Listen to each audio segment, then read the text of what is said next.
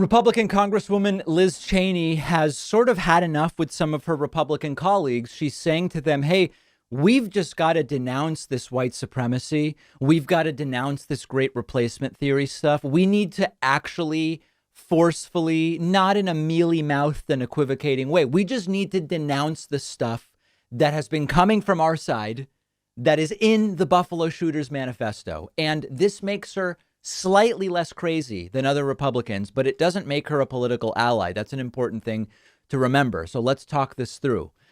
Liz Cheney has reportedly said now that Republican House leaders need to renounce the insanity that is sort of tied up with what the Buffalo shooter said. Liz Cheney echoed a growing chorus that Saturday's race-targeted massacre in Buffalo, New York, was a product of rhetoric pushed by Republican leaders. Let's look at the tweet that she sent, where she said the House Republican leadership has enabled white nationalism, white supremacy, and anti-Semitism. That's correct. Liz Cheney is right.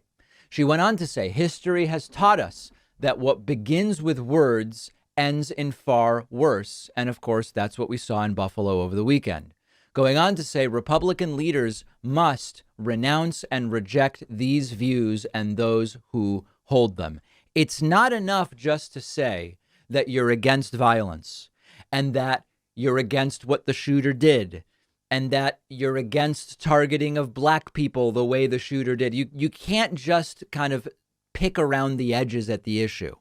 Liz Cheney is accurately saying we have to forcefully say there is simply no place for white nationalism, white supremacy, and anti-Semitism in the Republican Party.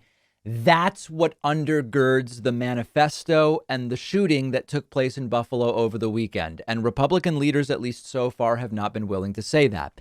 Now, I think it's important when we talk about Liz Cheney in these terms to remind you how low the bar is. Liz Cheney is a complete and total Trumpist by policy. Well, hold on. What do you mean, David? Well, if you look at 538's tracking of Liz Cheney, they found that in her career, Liz Cheney voted 93% with Donald Trump's position. OK, 93% with Donald Trump's position. During the 115th Congress, it was 96%. During the 116th Congress, it was 92.8%. She almost always is aligned with Trump, or was when Donald Trump was president. So this is not a political ally. Sometimes I say these are not our friends, and some people get mad and they write in and say, David, that's divisive language.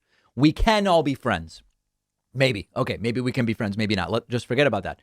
These are not political allies. Yes, Liz Cheney said Trump was responsible for inciting the insurrection. OK, that doesn't make her a political ally. That just means she's marginally willing to tell the truth about obvious things. Liz Cheney has said Donald Trump really lost the election. It wasn't stolen by Joe Biden. Trump just lost. That's it.